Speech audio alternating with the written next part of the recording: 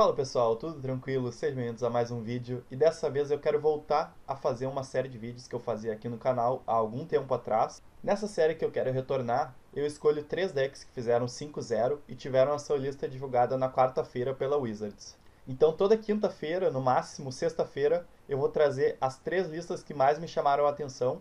E essas 3 listas que eu vou mostrar para vocês, elas foram divulgadas no dia 3 de outubro, que é o dia que eu estou gravando esse vídeo, e eu provavelmente vou postar amanhã no dia 4 de outubro.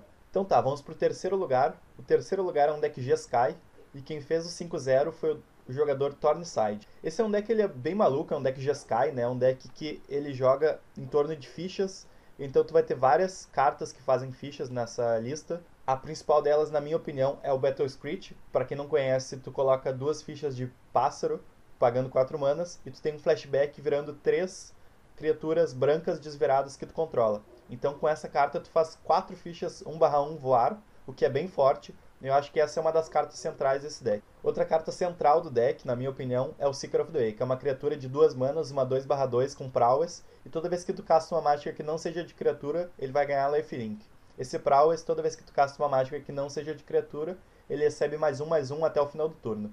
Então essa é uma criatura que ela bate bem forte. Como vocês estão vendo aqui, ele usa 30 cartas que não são de criatura, né? 30 mágicas que não são de criaturas. Então tu vai ter bastante formas de trigar esse prowess do Seeker of the Way. E o Seeker of the Way é uma criatura bem importante, porque ao mesmo tempo que ele pode ser bem agressivo, ele vai ganhar vida ao mesmo tempo que ele está sendo agressivo. Então é uma criatura que é boa contra os decks que tu quer matar rápido o oponente, e ao mesmo tempo é boa contra os decks que querem te matar rápido porque ela vai ganhar bastante vida. Uma outra carta que me chamou bastante atenção são 4 cópias de Faithless Looting, né? Faithless Looting é uma carta que um feitiço que por uma mana vermelha, tu compra 2 cartas e tu descarta 2 cartas, e ela tem um flashback de 3 manas. É uma carta que ela funciona muito bem com cartas que tem flashback também. Além dela, né, outras cartas que tem flashback. Porque tu vai poder descartar cartas que tu pode reutilizar, como é o caso, por exemplo, da Prismatic Strands. Já aproveitando para ler a Prismatic Strands, é uma instantânea de 3 manas brancas, e ela tem um flashback de virar uma criatura branca, e tu previne o dano que uma fonte à tua escolha, de uma cor à tua escolha, causar até o final do turno. Então tu pode escolher a cor que o oponente estiver te atacando, né? E tu vai prevenir todo esse dano. Então essa é uma forma de tu utilizar bem o Faithless Looting, porque tu pode usar o flashback dela. Ao invés de tu pagar 3 manas, tu vai ter que só virar uma criatura desvirada, o que é um custo muito menor. O deck também usa algumas cartas bem interessantes, como 3 cópias de Deep Analysis. E como vocês estão vendo, o deck ele é bem interessante mesmo. É um pouco difícil para mim de explicar, né? Pelo menos porque eu quero deixar esse vídeo não muito longo. Então se vocês quiserem que eu jogue com esse deck para explicar um pouquinho melhor como que o deck funciona, até porque eu também não sei muito bem como que o deck funciona, né? Eu tô lendo as cartas junto com vocês aqui, mas para mim entender mesmo como que o deck funciona só jogando. Então se vocês quiserem, eu posso trazer uma partida com esse deck, até porque eu tenho a maioria das cartas no Magic Online. Então deixem nos comentários caso vocês tenham essa vontade de que eu jogue com esse deck ou qualquer um dos outros que eu vou mostrar aqui nesse vídeo. Beleza, em segundo lugar, a gente tem o R-Control, que é um deck que o Kung Fu Tris fez 5-0 nessa semana com esse deck, que é um deck bem mais fácil para mim de explicar. É um deck bem simples, assim, ele é um deck control bem clássico, bem básico, digamos assim, que usa a temática de destruir as criaturas do oponente, anular as cartas do oponente com Counter Spell, que vocês já devem estar bastante acostumados a ver. E por que eu trouxe essa lista aqui para vocês no segundo lugar?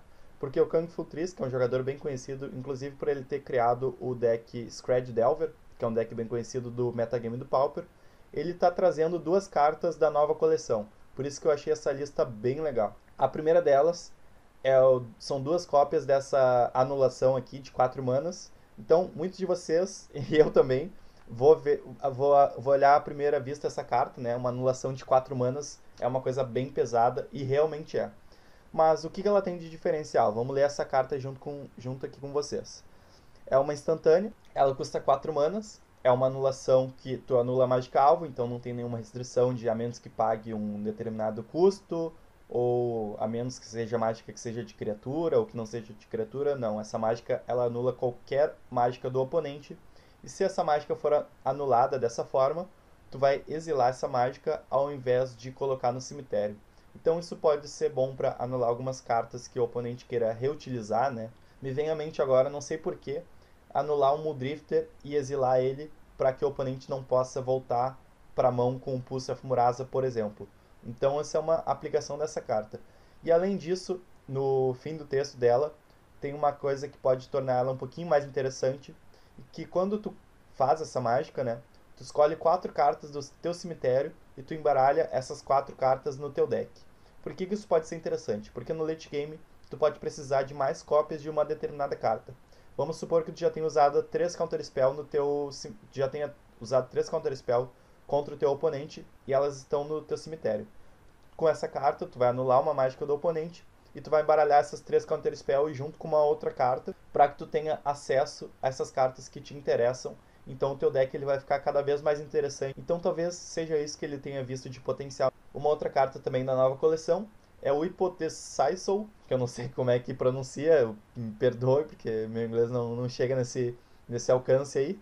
É uma instantânea de 5 manas, sendo uma vermelha, uma azul e 3 qualquer. Tu compra 2 cartas e tu pode descartar uma carta que não seja de terreno, e quando tu faz isso, tu causa 4 pontos de dano na criatura alvo. Então, de certa forma, ela é um Flame Slash que compra 2 cartas, que é uma instantânea e custa 5 manas. É mais ou menos assim. Então é uma carta com um efeito bem interessante, mas com um custo bem elevado, assim como a Devil's Cover-Up. Então, no segundo lugar, temos a lista do Kung Fu Tris, e vamos para o primeiro lugar. E no primeiro lugar a gente tem uma lista de Fractus, mas não é uma lista de Fractus como vocês estão acostumados a ver. É uma lista de Fractus bem diferente, porque ao invés de branco, ele está usando vermelho. Então isso é uma ideia que eu tive há bastante tempo, não fui eu que fiz essa lista, não, foi o Frucili, que é um jogador muito bom de Fractus, por sinal.